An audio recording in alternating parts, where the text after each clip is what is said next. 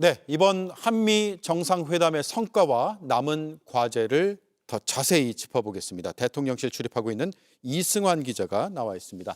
이재명 대통령 취임 83일 만입니다. 첫 정상회담 일단은 긍정적인 평가가 많은 것 같습니다. 네, 앞서 전해드린 것처럼 이번 회담은 반전의 회담이었습니다. 이 대통령이 특유의 친화력을 잘 발휘했고 미리 트럼프 대통령의 저서를 읽는 등 만반의 준비를 한 게 성공적인 첫 만남을 이끌었다는 분석이 나왔습니다. 예,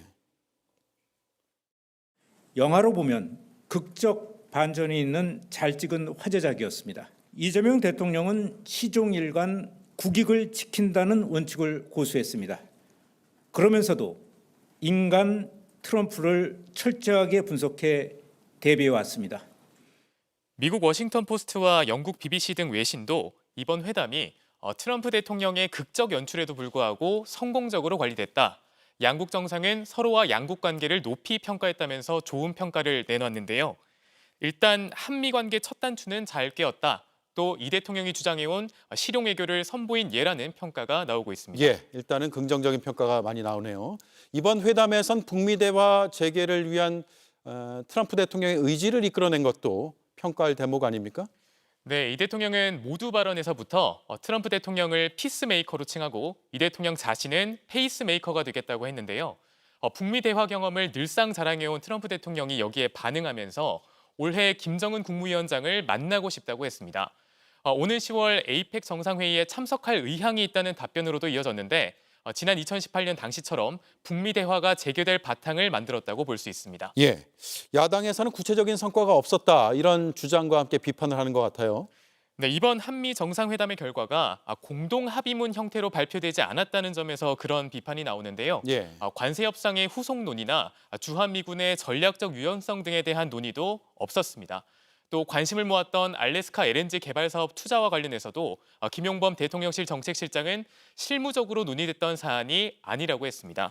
네, 강훈식 대통령 비서실장은 오늘 명시적 합의가 없었던 걸 두고 트럼프 시대 협상의 새로운 표준이라고 했는데 들어보겠습니다. 예.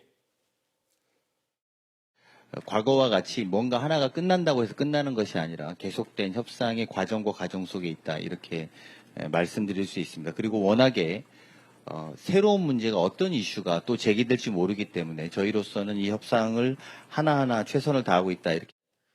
하지만 농축산물 시장 추가 개방과 관련해서 러트닉 미 상무장관이 회담 이후 열린 한미 비즈니스 라운드 테이블 행사에서 미국에서 시장 개방을 원하고 있다고 밝히는 등 미국 측에서 끊임없이 시장 개방을 요구하는 게 사실인 만큼 변수는 남아있다는 지적입니다. 예. 트럼프 대통령이 어제 주한미군 기지 부지에 대한 어제 아니죠. 오늘 새벽이죠.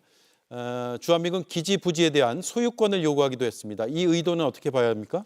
트럼프 대통령이 회담 중에 우리는 주한미군 기지를 건설하는 데 엄청난 돈을 썼다면서 소유권을 달라는 취지의 주장을 했습니다. 예. 현재 주한미군 지휘 협정에 따르면 미군 기지를 위한 부지는 반환을 전제로 미국에 빌려주는 것이라고 규정하고 있습니다. 결국 기존 한미 합의를 흔드는 발언을 한 셈인데 발언의 정확한 의도는 더 확인이 필요한 상황입니다. 예. 위성락 국가안보실장도 배경을 더 알아봐야 되겠다는 생각이 든다면서 주한미군에 대한 부지는 우리가 공여하는 것이지 지대를 받는 개념은 아니다라고 밝혔습니다. 다만 트럼프 대통령이 팔레스타인 가자지구 소유 의지를 드러내는 등 미국 영토와 세력권을 확장하려는 의도를 드러내온 만큼 그 연장선상에 있는 발언이란 해석도 나오는 상황입니다. 네, 잘 들었습니다. 지금까지 대통령실 출입하는 이승환 기자였습니다. JTBC 뉴스를 시청해 주셔서 고맙습니다. 저희는 저녁 6시 30분 뉴스룸에서 뵙겠습니다.